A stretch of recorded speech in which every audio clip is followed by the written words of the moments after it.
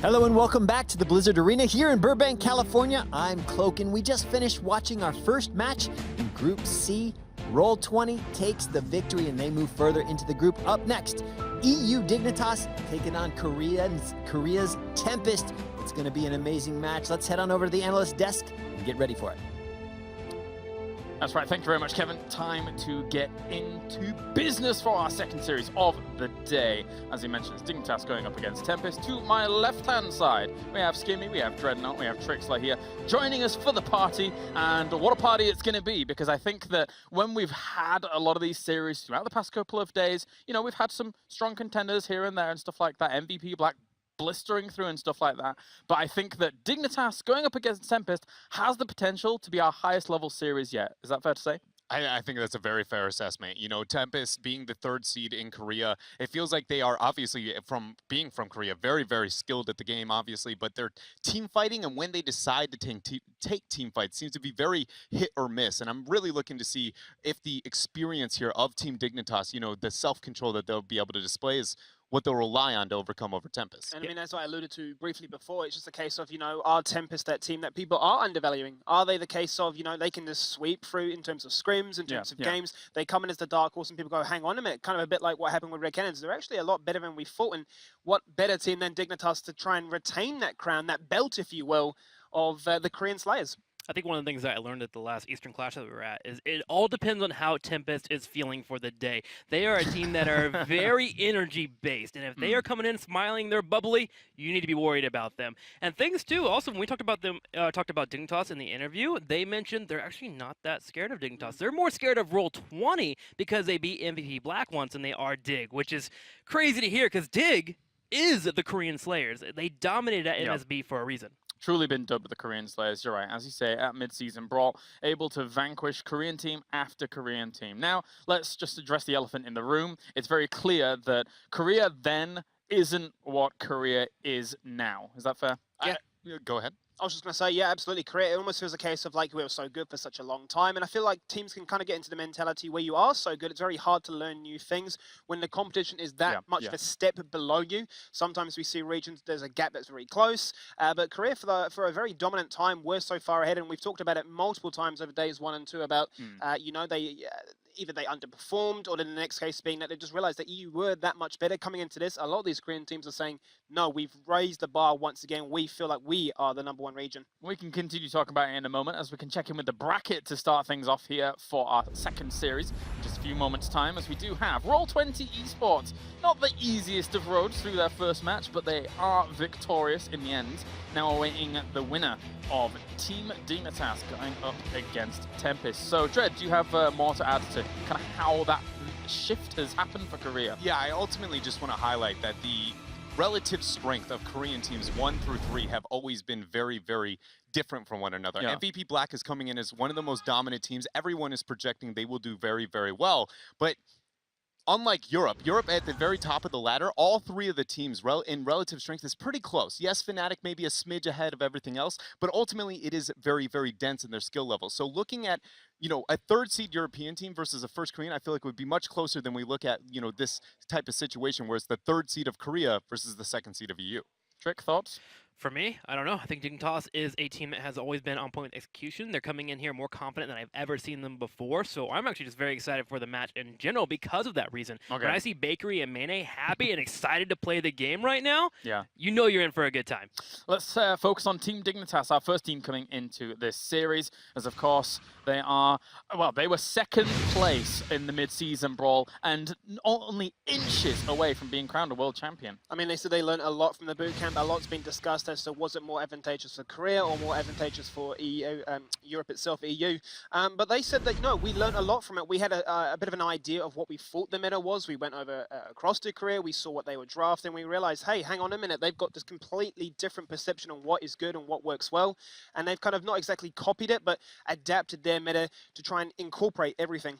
I mean, we also criticized them a little bit too in the interview. We're like, hey, you going out there gives time for Korea to adapt, and they are fast at adapting. We saw that at the MSB over the course of a week, and they said, we don't care. We want them to be at their best. We want to beat them at their best, which gave me a lot of hope and respect there for Dignitas coming in, willing to go to a boot camp, learn the meta, and of course, evolve. And now we get to see the fruit of the loom for the last couple of weeks of all this boot camp and what it's done for the teams. And scoping in a little bit closer here at the roster of Team Dignitas, a player that has really stood out for me over the entirety of HGC has got to be Snitch. Yeah. I feel like his diversity and the growth that he has had over the year and the depth of his hero pool is debatably single-handedly like why Team Dignitas can flex and be as consistent as they are, is because he always fills what they need within a composition. Yeah. On top of that, he was actually playing so much to a point that they had to reduce it a little bit there. They put a little bit more of that offload on top of Mane, which allowed him to become even more defined, which is why Snitch is a jewel in this team right now and has been so dominant. Let's focus on their opponents. Tempest, the team from South Korea,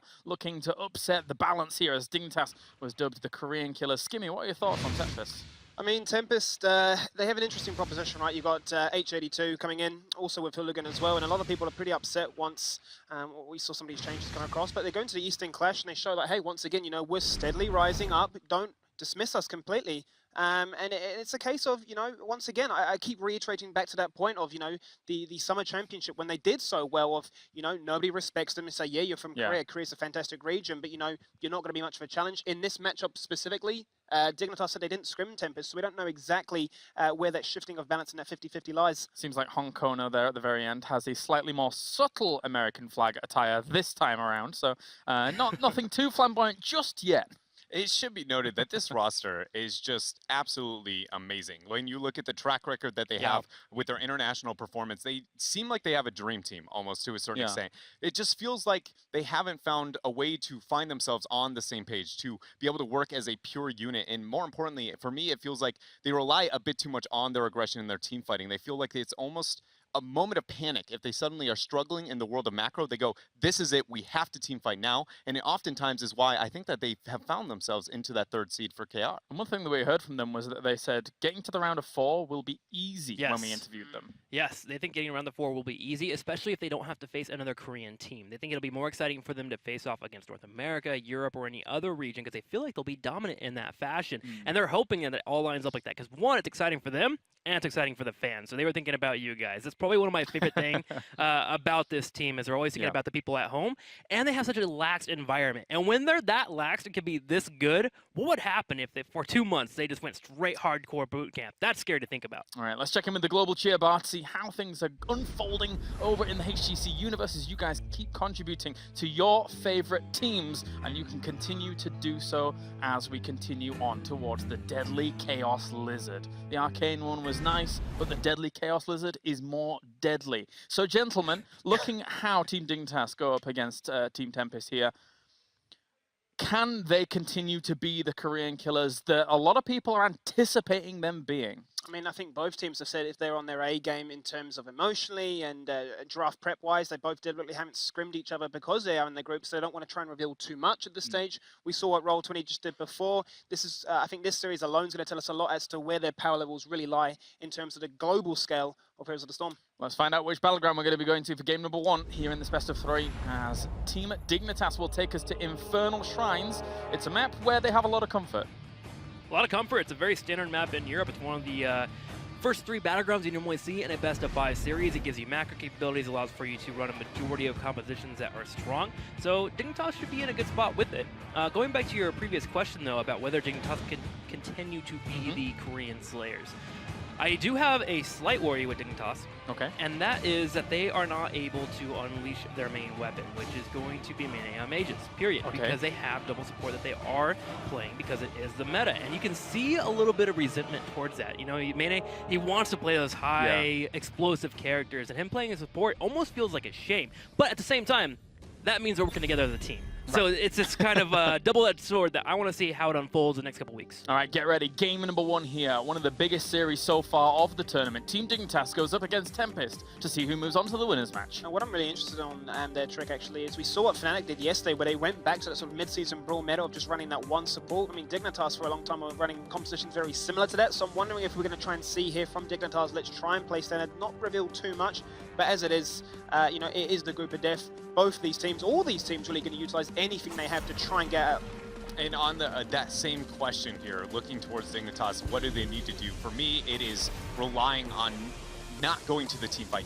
Dignitas seems to be, compared to the rest of European teams, a bit better or a bit more dependent on their team fight success, but I do think here against Tempest specifically in this matchup that they should focus a bit more on their macro, because if you can set Tempest to feel like they need a all-in Hail Mary play, you can almost 100% rely on the fact that they will go for that initiation, and I feel like that is going to be a really good tool that Dig can, again, use over and over again throughout this series.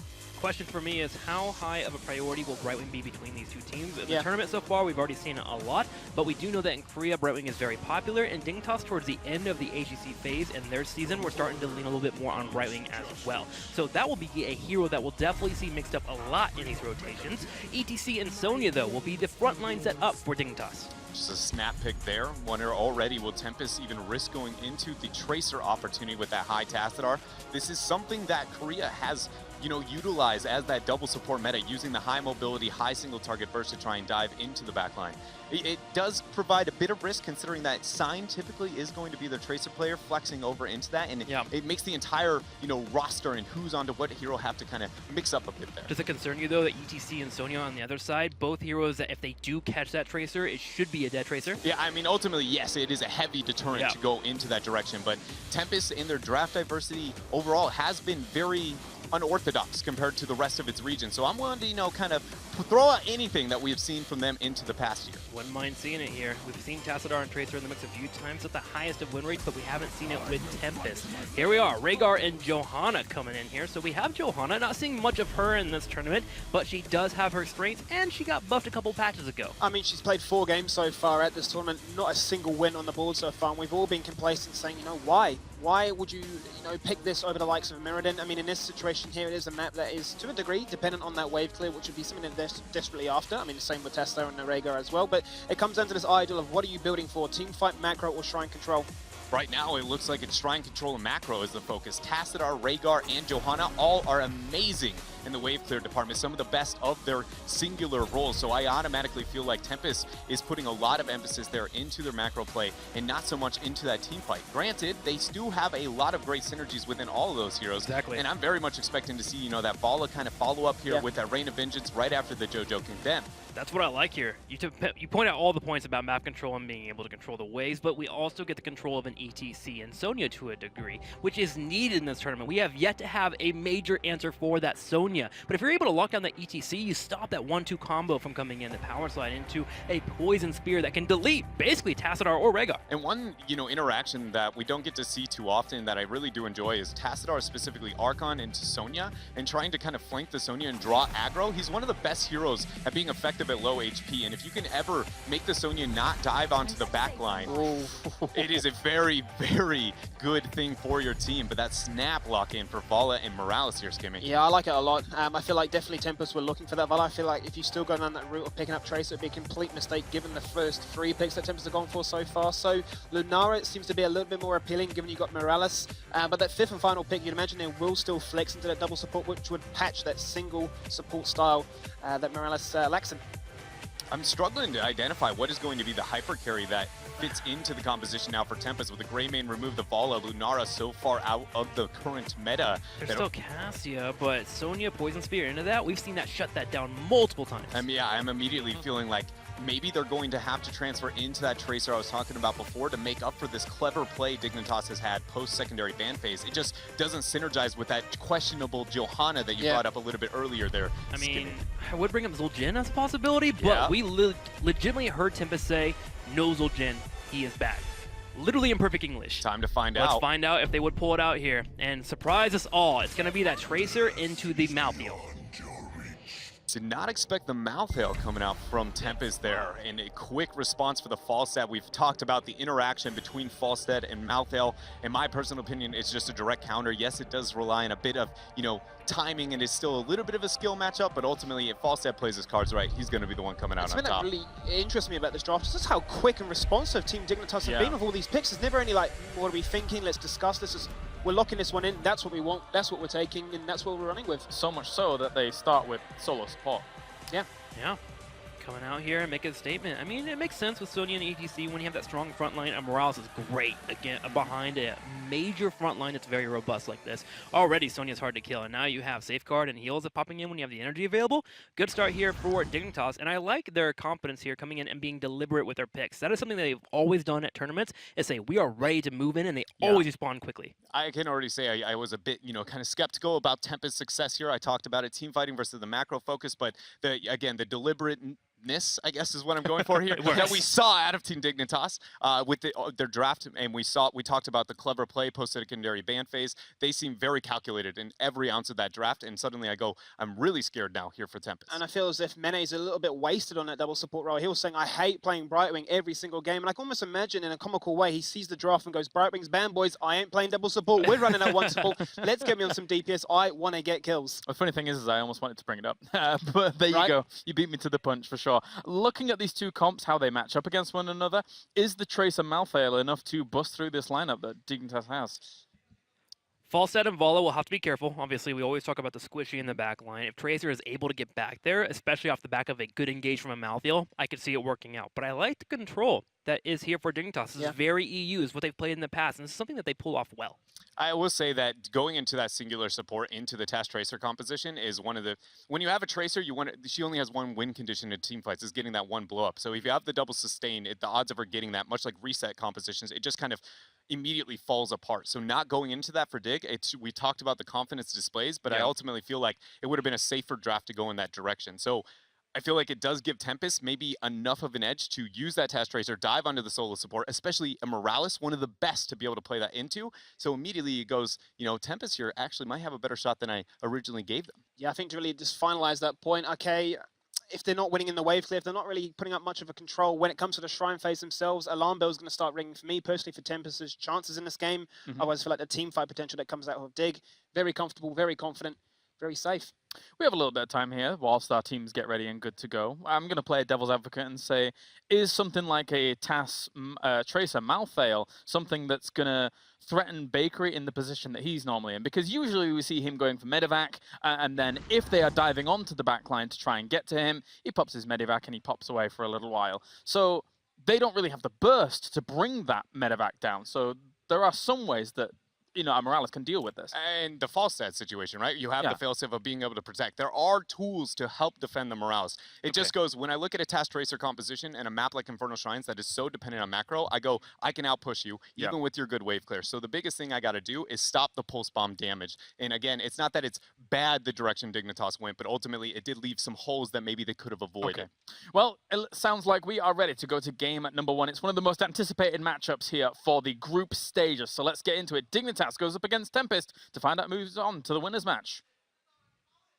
That's right, Groot, How, and Rocketweed here to bring you the most anticipated, the most exciting starting match of the group stage, Tempest versus Dignitas. What do you think of the draft, Jay How? Oh, it's kind of, I did not expect the Tracer. We know they've been known to play that. I didn't expect it on this Battleground. I think the guys brought up a lot of really good points.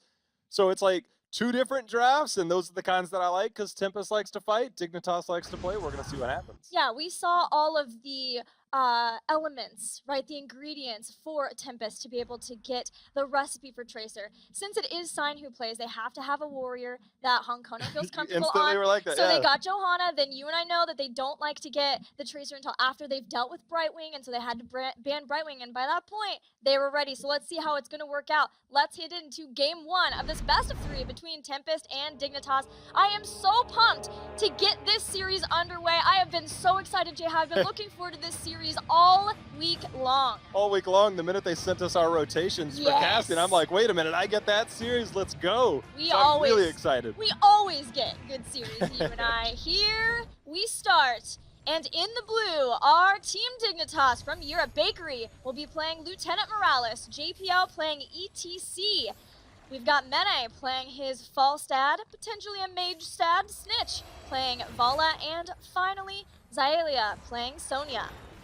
On the right side for Tempest in red, we are going to have Hyde, of course, on the Rhaegar, as we know him to be. H82 on the Malthael. See what he can do on that melee roll. Lockdown, most exciting hero in the game of Tassadar. Sign, of course, on the Tracer. And then rounding it out will be Honkono on Johanna. Haven't seen a lot of Johanna. There's been a little bit of Johanna here and there. JPL finds all of the team of Tempest, gonna face melt away. And Dignitas going straight into the bottom lane. This was just a clever ploy to slow things down, get some time for Dignitas to do some damage in the bottom. Going to a different lane. They don't want to be vulnerable, right, to the Tracer picks early on in the game, because there are some heroes who will be vulnerable to those picks, and that's what Tempest is all about with this Tracer pickup. Stay super safe on these rotations early, and you know, you'd alluded to the fact that Mene loves doing damage. He loves playing mage builds, but he has resigned himself to the seasoned marksman build, leaving that burst damage, of course, over to Snitch, playing that Q build, Hungering Arrow build that we've seen become so prevalent over Phase 2. What was cool to see as Tempest was opening up with their draft, getting things like Rhaegar and Tassadar earlier on, is yes, it did allude and give them the opportunity to get into the Tracer, but it also made sure that if they did get Tracer, who was low on wave clear until level 13, they still had people who could keep the lanes pushed in their advantage and give them places and openings for Tracer to move around the battleground and just try to get those earlier picks on somebody like Morales or even Fala. And the interesting thing, that's a very good point, because you can translate that over to the Shrine as well, because their early part of the draft was clearly between the Tash, Johanna, Rhaegar, a lot of Shrine control. And I had the point yesterday of, like, there was a composition like this, but it was a more team fighting style map. Here, it's like, all right, if we don't get that burst kill off that pulse bomb, things like that, we have something to fall back to. That's why I love Tempest draft here. They've got a good blend of a little bit of fight and a little bit of Shrine clear. It's gonna be interesting to see how this plays out. Yeah, I adored it too. And on the topic of the Shrine clear, Sonya for Team Dignitas will be crucial in that regard. Now going into block, we've seen a lot more of Warpaint here, that auto attack, being able to sustain yourself a little bit more. There's just no purpose of getting blocked versus the team composition that Tempest had between Tassadar and, of course, Tracer. The first Shrine is underway. It is in the middle lane. I really like the approach of Dignitas here. They recognize they're not going to have that great clear, which I think is where the seasoned marksman comes in. Once they get that boomerang at level 7 for Falstad, it'll make it a bit easier. But when you do not go into that multi-shot build, Gilly, you're struggling for the clear, especially when we look at the other side for Tempest. J-Hell, this is exactly how we thought this would play out. Dignitas focused more on the macro game, on objectives, playing the long game, and Tempest is ready to brawl. H82 on one of his best heroes. We talked a lot about the Tracer, but we haven't even touched on H82 playing his mouth ale. He is extremely self-sufficient on that hero. Tempest have devoted everything they have to the Shrine. They need to get it and ideally get some kills along with it, but JPL staying strong in the front, keeping everybody safe with his zoning. It's funny because we see a nice Punisher picked up there. Zelia kept splitting off, and by the way, Falstad stayed bot lane the whole time, and Dignitas is looking at almost a full level lead. And the thing about that is, by contesting, patiently and cautiously contesting, they bought more time, because every time you take a skeletal defender away from your opponent, it just takes them longer to capture that. Very well done by Dignitas overall. And it ensures that Tempest had to stay there too. Otherwise, Tempest is losing out on every front. So they forced Tempest to keep what they committed to there. And now Dignitas doing one of their patented moves that they do on Infernal Shrine, starting early on with the camp invades, heading straight to the Khazra of Tempest. Try to clear these out, then they can go back and get their own. Tempest should be pretty familiar with this kind of aggression. They do, after all, have MVP Black in their region, who loves camp invades themselves. But Tempest will have to resign to defending the camp, and that just continues the pressure that Dignitas has already started up versus Tempest. Very well versed in that very aggressive style there in Korea. But big things will be happening here post level 7. Boomerang comes online for Falstad. Vala gets that repeater arrow as she goes into the Q build, allowing some big burst damage. We'll see if Dignitas, when they have those invades like that, obviously they've studied their teams. Maybe they know that they'll have further opportunities at other points in the game. So now post level 7, we'll see if they can really put that on. Talk about burst damage as well, Poison Spear. So if they find somebody out, they will be punished. Now, Johanna historically has had an issue with trying to set up and engage with the team. Conviction being moved to level 4 and giving that 25% movement speed is helping a lot with that.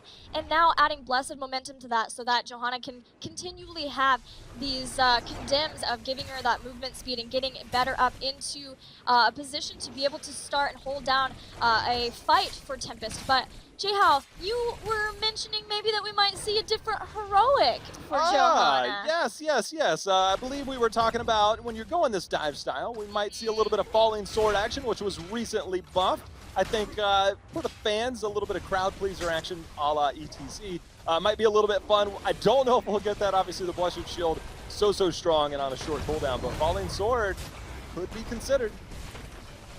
Now Tempest is trying to get some structural damage back at Team Dignitas. They've moved to the bottom lane, but Dignitas are just going to counter siege, and they're the ones who are doing it in the lane with the Punisher. This is going to be really nice for them. Johanna moving around the side from a flank, avoided from a barrel roll of Falstad in the bottom lane, but this does open up Tempest to put their full aggression and the aggression of the Khazra camp on the fort. This is a really interesting approach when we look at it from a macro style, because when you have those moments, the best response that you could possibly do is to not respond to what they're doing and simply respond in your own right by pushing top. The thing about this whole situation is that now you're going to be pushing. Yes, Tempest has a slight lead, but you're definitely getting this Punisher. And by getting this Punisher, Gilly, taking out that fort, the Punisher instantly gains more value. So I feel Tempest, they almost felt like they had to try and get 10. It'll make the defense a little bit easier. But if we look at late game, because the next Punisher will not be top, but when it starts to cycle back through, we talk about potential win conditions being open up there. We'll see how much impact it has late game. Yeah, this is a monstrous push for Team Dignitas. Not only did they get the Punisher,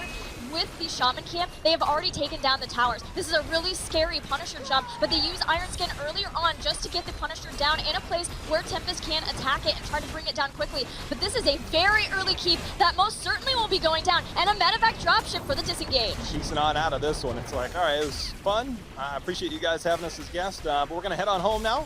See you next time. But as you said, very early keep here, just 6.5 minutes in. And again, that's a potential win condition down the road for Dignitas. So very well played by them on the recognition, pushing that in. That's a major lead here, especially when you look at the fact that Tempest is the one without a global this game. Yeah, it's really cool that Team Dignitas were able to do that because they have so many different disengaging abilities. They also used Gust just to make sure that they could get out of there fully focused on getting a win condition earlier on, opening up the battleground, and making things harder for Tempest, making them make maybe some bad choices around future shrines, because now there will be forever Catapult pressuring that lane. I think the one thing to consider here is we saw last time Dignitas went in for the camp invade. This time, they kind of pulled the reins back a little because they know that they instantly have battleground control. They've got Falstad as the global, they have catapults pushing, so instantly they found themselves in a lead, which makes it a little bit easier. But we've got a Blessed Shield going out onto JPL. The Pulse Bomb's going to come out. He does go down as the first blood will be there. The shield, or excuse me, the armor, yeah. Armor reduction and everything there ended up going in. The healing reduction definitely paid off. Yeah, that's what I was going to know, is the Touch of Death healing reduction from that, just to make sure that Morales couldn't keep ETC alive through that. And that is most certainly what Tempest needed to do, and that's what they were looking for. What Tempest is known to do when they get behind in the game. Look for the fights. Dignitas should have realized this, should have known that Team Tempest would want to be out there somewhere to get a fight, and that's going to create some space for Tempest to move back, get some of their mercenary camps controlled, and try to get a presence in these lanes now so that they can either look for more fights or have a better setup for the next shrine. But I want to talk about what just happened there, because ETC had a very aggressive power slide, which means that they're not on the same page communication-wise, and I've analyzed JPL. I've watched every single one of his ETC games in Phase 2. He has a little bit more aggressive approach than his EU counterparts, to where he will power slide to the enemy side. He hit the bump, he hit the slide. And generally, unless you know that your team is following up for a kill, you never want to power slide to the enemy team. He has the burst damage there, but we saw 0 follow-up, and so all he could do was casually walk away. That was actually, I think, one of the big points there. It's a very subtle thing, but if you don't have that follow-up, you don't have that burst kill, it's almost bad to go in and power slide to the enemy side. He ended up getting punished for it. And a lot of that, maybe it's communication, maybe it's just a little bit riskier play, but things like that have to be taken into consideration. What made me happy from Tempest in that team fight too was not an overcommitment of heroic abilities. Using the Pulse Bomb, yes, he can build that up really fast, and then Blessed Shield, which is on a low cooldown. They still have things like Tormented Souls. They still have more options for them if they want to take a fight along with this Punisher, and this is an Arcane Punisher, so it's gonna hurt. It's gonna hurt indeed. It's gonna be pushing in here. The mid wall already down. Nice bait on over. They're gonna pull it all the way back as far as they can. Of course, having Bala on your side with that Q build definitely makes this a little bit quicker. Fort's gonna fall. We'll see how much more Tempest can get with it. Falstad has pushed the top lane all the way into the base, still hanging out up there. If the gate goes down, we might see him try to flank back behind, fly in, and then gust everybody into the keep. Tempest realizes this. They do not want to, of course, take any core damage, but they also don't want to be opened up to that. Because there's already keep down, they need to make sure that they're backing off at the appropriate time. And that will make future sieges a little more difficult for Tempest. Falstad just like straight chilling. You know, sometimes we'll see the giant killer at level 13. Instead, we're seeing the cooldown reduction on that tailwind. Again, Many likes to do damage. One of the best ways to do damage is with that boomerang, that Q going out. I think that's more of a personal choice. I mean, there's not a lot of good giant killer targets on the other side. It's just generally the way that it's complemented. But definitely mixing it up a little bit. Got a slide and a lot of damage going out here. Slide, Rain of Vengeance, Iron Skin is used, Mosh Pit catches, but there's a cleanse to get H82 out. Grenade was hoping to pull him back into the fray, but H82 is A-okay, and Tempest survives the Mosh Pit. A long cooldown for Tempest to do something with. Yeah, it's a particular interesting. We actually saw Blessed Shield just kind of come out there as well as a little safety net. So, I mean, I guess if you call a cleanse and a Blessed Shield, those are each 60 seconds. They kind of equal 120 seconds, just that's not the way the game works. Mosh Pit, 2-minute cooldown, not going to be there for the next team fight. Yeah, and especially, it's such a game-changing heroic when you look at the types of heroics there are. That's why it's such a long cooldown, is because it can single-handedly win you a game. ETC, once he gets 20, again gets this huge spike where he can single-handedly win the game with something else. So every time you're able to get through that, it is just a sigh of relief for a team. Rhaegar potentially getting flanked here. As they go into the bush, they don't find Rhaegar in there. They don't have the hard flank. I almost feel like they might have been able to do that, but I don't know. Anyways, Gilly, check this out. We've got top shrine up here, and we talked about how much value that first one got getting all the way to the keep. Now, we're kind of in that danger zone. If Tempest, obviously, they have the Janna, you can bait it over to the mid keep, stay alive a little bit longer. It's a little bit early in the game, but you get one, maybe two picks. If you're on Dignitas, you take out a member or two of Tempest. This Punisher could be game ending. It's a bit early, but it definitely is a possibility. A potential lights out situation for Team Dignitas, but Tempest also doesn't have to worry about being across the map from the lane where the catapults are pushing. So there are pros and cons to being on either side of the battlefield over this top shrine. Just 17 seconds away from that mosh pit. They're going to just back. go ahead and backdoor in. Just backdoor the core right away. This is Dignitas going in. They're going to try and do this right away. We see all members of Tempest hearthing. They are starting to take the shields up. They're getting the shields down now. The health on the core starting to fall, but this is a crazy call, Gilly. Mosh pit.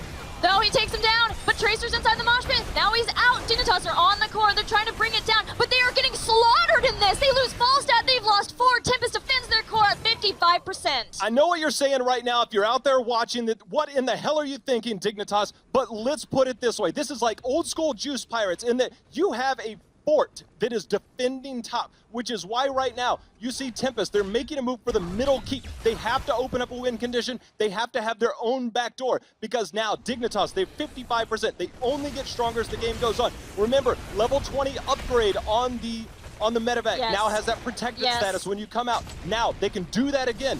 Getting through 55%, I mean, they just brought down 45. Gilly, this right now is a threat. They could backdoor again. They could backdoor again later. That is, it's a strategic call. This is some new blood. It's such a different take on an old school strategy. It's looked wild, it looked crazy, but that is next level right there. J-How, I think back to the series between Dignitas and Fnatic, and you know, a lot of people have been looking at Fnatic, and because Fnatic won mid-season brawl, have just put Fnatic on an echelon above everyone else. But Dignitas was the only team to take games off of Fnatic this entire part. They took 2, and they were basically about to win it. Medevac is up, but there's a Punisher that Team Dignitas are going to head to instead, at least trying to show that they're there, seeing if they can get Tempest up. Maybe that's the play. We'll have to see, but there was a point where Team Dignitas tried to go for a core, but it wasn't as concerted as that one. Ended up losing the game. They did lose the series, but Dignitas has evolved since then. They are a much stronger team. If you tell me I give up 45% of a core for a fort, I will take that all day long. Yes, you give up a bit of experience, but you saw Tempest. They were all hanging back. There was nobody pushing forward, and now that is a threat for the entire game. This is a strategy if you told me this was a strategy coming in, I'd be like, I don't know if that's going to be the case. And now that it's here, I absolutely love it. And think about, as you continue to go to these later talent tiers at 16, we don't see Stim Drone. Obviously, you need the medevac to make that kind of strategy work, the backdoor, so you don't have the damage from that. But now you're getting Nerves of Steel. At 20, you get Ignore Pain, so Sonya can last for a lot longer on there. ETC maybe be able to get something like Torbus for a longer hold on people, or even just Death Mosh to hold him down if you try to focus him, and then the threat of Wind Tunnel. We saw it yesterday from Fnatic and how they were able to use that versus Team Freedom. It is terrifying. You are selling me so hard. Say no more. I am all in post level 20. Dignitas, show me what you got. They do have to hope that the next Punisher is not mid. Again, that mid keep, again, you can always bait it, but there's always the threat. You have to make sure you kind of have to avoid team fights to a certain extent. It's a very dangerous game that both teams are playing right now. And this is going to shape up to be a very exciting ending. It's perhaps the most dangerous game. This is only a best of 3. No room for error when you are playing against a team like Dignitas, like Team Tempest here. They want to be able to go on in the upper bracket because that is a possibility of being able to get first in your group. And we know that first in the group is such a better advantage because of how we're going to be looking at the round of 8, the quarterfinals at BlizzCon. All right, Dignitas in a moment. We might have a fight, but their inability to risk it right now. It's 20. It's dangerously close here for Tempest. That mid keep is a liability. At this point, death timers are long enough that if you have a team wipe, it will be game for either team right now. We already saw the medevac. Right now, Tempest, they have got to be on edge. They've got to be on their toes right now, Gilly. We've got mid Shrine. The Shaman camp going to be pushing top to keep those catapults at bay momentarily. Will Dignitas pull the trigger pre-20 without that protected step? Early dimensional shift and lockdown catching up, looking at the slows, the dismounts on people as Honkono was heading in from the other side. But nobody caught with that 20 advantage for Tempest. Radiating faith for Honkono. Not indestructible. Longer stun, more stuns. It's just Honkono in a nutshell here. Oh my. That's such a risk. Hit multiple people. We'll see if they can capitalize on that. Again, the Tracer, Malthael composition, of course, Malthael holding his, seeing if he needs that insta-res. But right now, Dignitas, they're playing the 20 game. That is all that they're doing is they're playing the 20 game. They're going to have to use this position here. Mid-keep will fall. At this point, you have to cut your losses, play it safe, bait that Punisher over to the mid or top, whichever one you're feeling comfortable with. You just have to soak now, play the 20 game. That is all that they're doing, but it could go so wrong if they're not careful. Dignitas has set up a foundation now to win this game through the top. They have taken out the bottom four at least, but yeah, continually canceling these backs. Tempest, ever watchful of that top lane? Dignitas is not showing. And I believe that was a medevac threat. But that medevac is simply a backdoor to your base. It is on a short enough cooldown. She baited so hard there as the sound went out. The keep should still fall here, but Dignitas playing it so safe.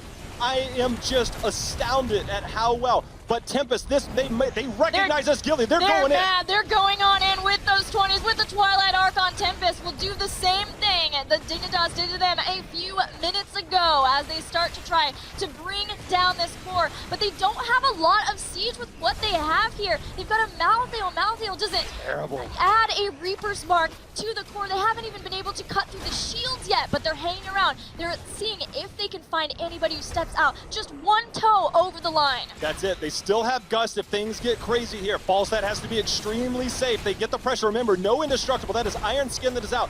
You see the heals coming in there. The shields have fallen down to 94%. This is such a tense moment for both teams. They just have to wait for more minions to get here before they can posture up. They're going to clear those of Dignitas. Level 20 getting dangerously close. The core is now fallen to 90%. If they commit, they will hard commit. The core continuing to trickle away. Tempest always going for what Rally Jaffa calls the super plays.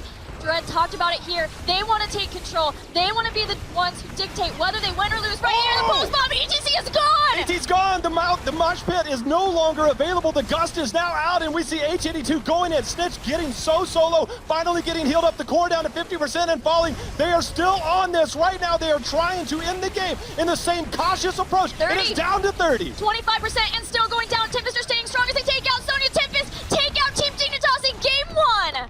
Oh my, Tempest with the crazy response to understand that their only win condition is to stay and idle, and you gotta think the Dignitas strategy backfired. They played it so exceptionally well.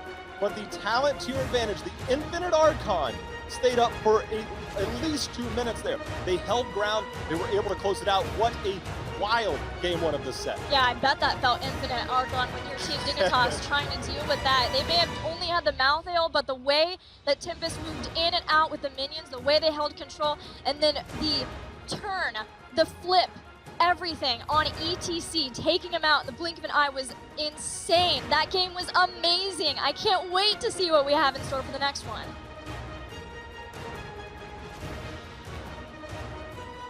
Welcome back, ladies and gentlemen, of course, to the desk as we continue things on.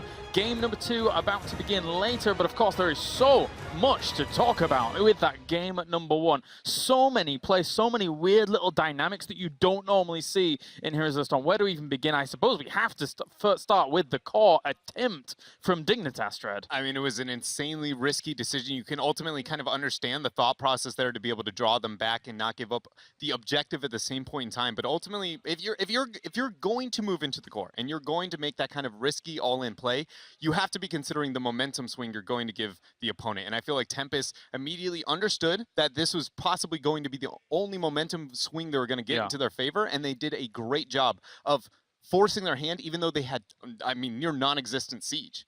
I mean, we discussed about the threat that they had with the wave clear for the shrine control, and it felt like, you know, that was their go-in strategy, right? They took every single Punisher for the most part. They'd always go and, you know, command that side of things. They had the XP, they had the wave clear. We discussed that was really the biggest strength that Tempest had into this one, and you saw the Hail Mary play that I'm sure Trick wants to discuss as well with that medevac going in. There were some cool little interactions where it does pop up in chat where we were discussing Dread as well, where you can say, like, I'm going to bait in as one member in the chat. You could see a few times where Tempest had time to back, and you can play those mental games, try and draw people out, but it wasn't to be enough. Yes, they had a few defensive cooldowns like the Gust, like the Mosh, but as soon as JPL went down, that was the beginning of the end. The enemy has summoned a medevac is one of the scariest things that you can see on the front screen there. And they try to use the moment for defense pretty deliberately. Like, let's go ahead and use that, try and make our opponents back home. And if 1 or 2 goes back, it's totally worth it, right? But Tempest just a little bit too smart, feigning their backs constantly, waiting for the actual response, and then moving in for the defense. Remember, the first time they went for that core rush, only 45%, which meant, all right, if we get back in time, we have an entire 55% core plus the armor to defend. So Tempest actually wasn't under any pressure of the game ending. And it should be noted on that core dive that we saw out of Team Dignitas, it would have been a lot more successful if 1 or 2 things had happened on Mene's part. Either the flight comes in a little bit earlier, able to join with the rest of the squad, hit an effective Gus, and by debatably, you know, 4 or 5 more seconds for the team, that's putting the core 20, 30% down. So now we see the core at 20 to 30% HP overall. And that's when Dig can use that medevac backdoor strategy and threaten way